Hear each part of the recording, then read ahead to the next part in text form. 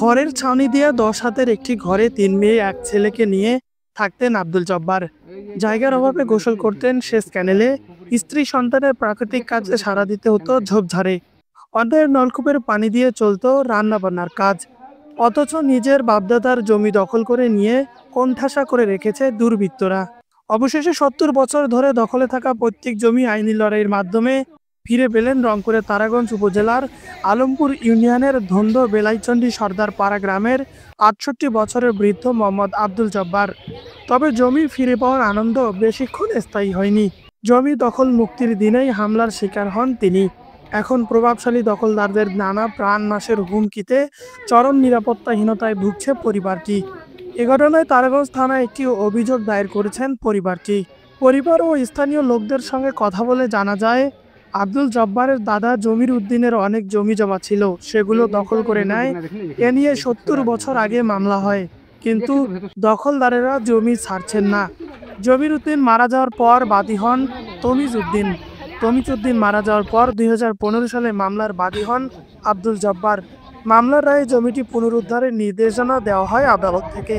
গত 13 জুলাই দুপুরে রংপুর জেলা প্রশাসনের প্রতিনিধি সহ সেনাবাহিনী, তারাগঞ্জ থানা পুলিশ ও আদালতের কর্মকর্তাদের উপস্থিতিতে ৬৮% জমি উচ্ছেদ অভিযান চালিয়ে তা দখলে হস্তান্তর করা হয়। কিন্তু বিকেল 5:30টার দিকে উচ্ছেদকৃত জমি ও বসতবাড়ি লক্ষ্য করে হামলা চালায় প্রতিপক্ষ। এরপর থেকে প্রতিনিয়ত প্রাণনাশের হুমকি দিচ্ছে দুর্বৃত্ত চক্রটি। ঘটনা তার পরিবারের আতঙ্কে দিন কাটাচ্ছে।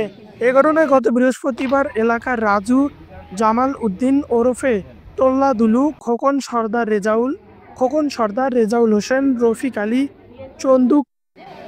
চন্দু, কালামিয়া, জিকরুল ইসলাম, জিয়াউল ইসলাম, সম্ভারু, আরজিনা বেগম, দুলালী বেগম, রফিকা বেগম, মশিয়ার রহমান ওরফে কালুয়া, লাল বাহাদুর, মাসুদ ও আরফা বেগমের বিরুদ্ধে অভিযোগ দায়ের করেন পরিবারটি।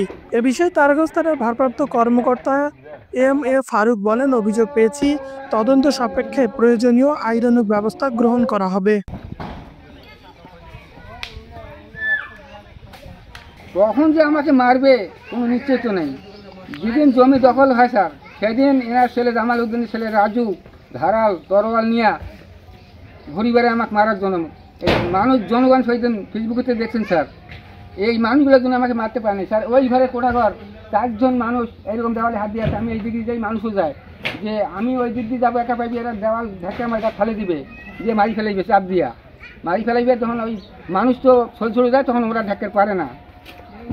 তারপর ভাবলাম যে আমি একবার ওই দিকের একজন চাষের বেটা ভাই নাজমুল চাকরির নাম, ওকে আমাকে একটু খিদে লাগছে, ভাই এনে ভাত ছিল, ওকে আমি ভাত খাবার জন্য আমি ঘরে ডুবি দিচ্ছি, দিয়ে এদিকে যাইতে কালে ফট করে ওই যে আপেজার ছেলে খোকন